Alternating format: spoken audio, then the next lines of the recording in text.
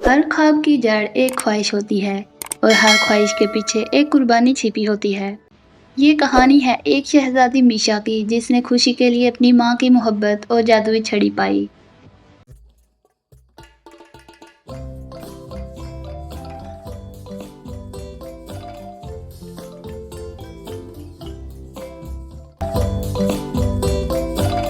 آسمان کے قریب بادلوں کے اوپر ایک حسین دنیا آباد تھی جسے لوگ پرستان کہتے تھے۔ وہاں کے گھر اینٹوں یا مٹی کے نہیں بلکہ پھولوں اور کرسٹل کے بنے ہوئے تھے۔ ہزاروں پریاں وہاں رہتی تھیں اور ہر پری کے چھوٹے مگر جادوئی گھر کے دروازے نرم پسٹل رنگوں کے پھولوں سے بنے ہوئے تھے۔ انہی پریوں میں ایک تھی شہزادی میشا جو سب سے حسین اور سب سے نرالی تھی۔ وہ اپنے والدین کے ساتھ اپنے خوبصورت گھر میں رہتی تھی۔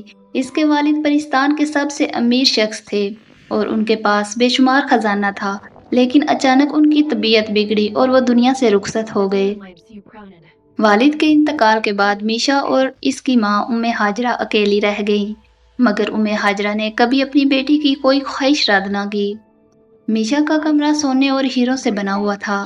بڑی الماری میں رنگ برنگی شہزادیوں جیسی فراکس لٹکی ہوتی، جوتوں کے لیے الگ الماری تھی اور زیورات کے لیے الگ الماری تھی۔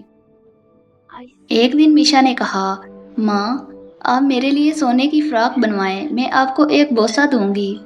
ماں نے انکار نہ کیا اور چند دن میں شاندار فراک تیار کروا دی۔ میشا خوشی سے جھوم اٹھی اور اپنی ماں کو گال پر بوسہ دیا۔ کچھ دن بعد شہزادی میشا نے دوبارہ سے اپنی ماں سے کہا، ماں، مجھے چاندی کا لباس چاہیے۔ ماں نے پھر سے انکار نہیں کیا اور اپنی بیٹی کو کچھ دنوں میں چاندی کا لباس تیار کروا دیا۔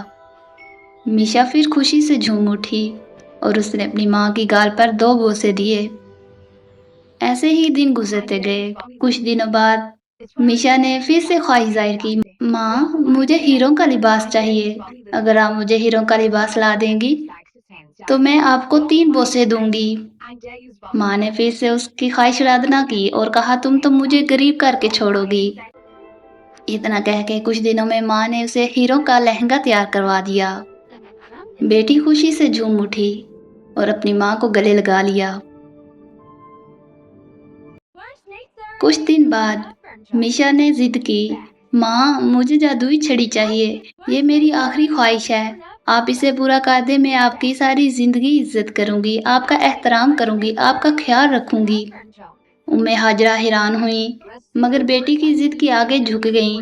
وہ اپنے شاہی گھوڑے پر بیٹھی، باقی بچا ہوا سارا خزانہ ساتھ لیا اور جنگل کی طرف روانہ ہو گئیں۔ راستے کی مشکلات سہتے ہوئے آخرکار وہ ایک بوڑھے جادوگر کے پاس پہنچی جس کے پاس وہ چھڑی تھی۔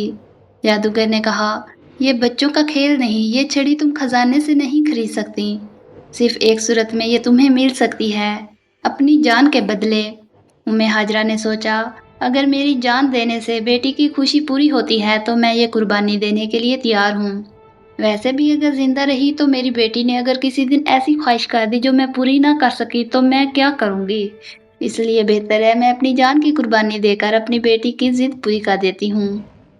انہوں نے قسم کھائی اور چھڑی لے لی۔ ہاجرہ جادوئی چھڑی لے کر واپس آئیں اور اپنی بیٹی کو دی تو میشا خوشی سے جھوم اٹھی اور اپنی دوستوں کے ساتھ باغ میں کھیلنے لگی۔ کچھ دن بعد شہزادی میشا کو خیال آیا کہ اسے اب شادی کر لینی چاہیے۔ اس نے اپنی ماں سے کہا، ماں، میری ایک آخری خواہش ہے، پلیز اسے پورا کر دیں، مجھے ایک ایسا شہزادہ چاہیے جس سے میں شادی کر کے ہمیشہ خوش رہوں۔ تو ماں نے مسکرا کر کہا، بیٹی، اب میں تمہاری یہ وش پوری نہیں کر سکتی، آج سے تمہیں اپنے خواب خود پورے کرنے ہوں گے، آج سے تمہیں اپنی ساری خواہشیں خود پوری کرنی ہوں گی، کیونکہ میں تو پہلے ہی اپنی جان کی قربانی دے کر تمہاری خوشی کے لیے جادوئی چھڑی لائی تھی۔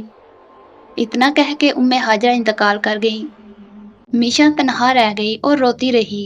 کچھ عرصہ بعد اس کے دل میں خواہش جاگی کہ وہ اپنے خوابوں کے شہزادے سے ملے اور اپنی خواہشوں کو خود پورا کرے۔ تو اس نے کبوتروں کا ایک لبادہ اوڑھا اور اپنے ایک ہاتھ میں اپنی ماں کے دیے ہوئے 3 قیمتی لباس لے اور دوسرے ہاتھ میں جادوئی چھڑی لی اور جادوئی چھڑی کو گھما کر خواہش ظاہر کی کہ اے چھڑی، مجھے شہزادے کے محل کے سامنے پہنچا دے۔ اگلے ہی لمحے وہ شہزادے کے محل کے سامنے پہنچ گئی اور شہزادی میشا محل کے قریب ایک درخت کے اندر جادوئی دروازہ بنا کر رہنے لگی، اور اس نے اس کمرے میں ایک الماری بھی بنائی جہاں پہ وہ اپنے کپڑے لٹکا سکے۔ محل میں اس نے خود کو ایک غریب خادم کے روپ میں پیش کیا۔ مینیجر نے اسے شہزادہ عبید کے جوتے صاف کرنے اور کپڑے تیار کرنے کا کام دے دیا۔ جب محل میں شادی کی تقریبات شروع ہوئیں تو شہزادی میشا مینیجر کے پاس گئی اور اس نے بھی اس تقریبات میں حصہ لینے کی اجازت چاہی، تو مینیجر نے اسے جانے دیا۔ شہزادی میشا نے موقع پا کر جادوئی چھڑی گھمائی اور اپنے سونے کا لباس پہنا۔ پھر اس نے اپنی جادوئی چھڑی گھمائی اور ایک گاڑی تیار کی جس میں بیٹھ کے وہ تقریبات میں شامل ہوئی۔ شہزادہ عبید نے اسے دیکھا اور پہلی ہی نظر میں دل ہار بیٹھا۔ انہوں نے اس کے ساتھ رقص کیا۔ جیسے ہی رقص ختم ہوا تو شہزادی محل سے باہر بھاگ گئی اور اپنی گاڑی میں بیٹھ کر خواہش کی، میرے آگے روشنی ہو، میرے پیچھے اندھیرا ہو، تاکہ کوئی بھی میرا راستہ نہ پا سکے۔ اگلے دن پھر شہزادہ تقریب میں گیا اور شہزادی دوبارہ مینیجر کے پاس گئی اور چھٹی مانگی۔ کیونکہ وہ کل جلدی آ گئی تھی تو اس لیے مینیجر نے اسے چھٹی دے دی، اور اس نے پھر سے موقع پا کر چھڑی گھمائی اور چاندی جیسا اپنا لباس پہنا، اور وہ چاندی جیسا لباس پہن کر تقریب میں شامل ہو گئی۔ جیسے ہی وہاں پہنچی تو کل سے بھی زیادہ حسین لگ رہی تھی۔ سب کی نظریں اس پر جم گئیں۔ پھر سے اس کے ساتھ رقص کیا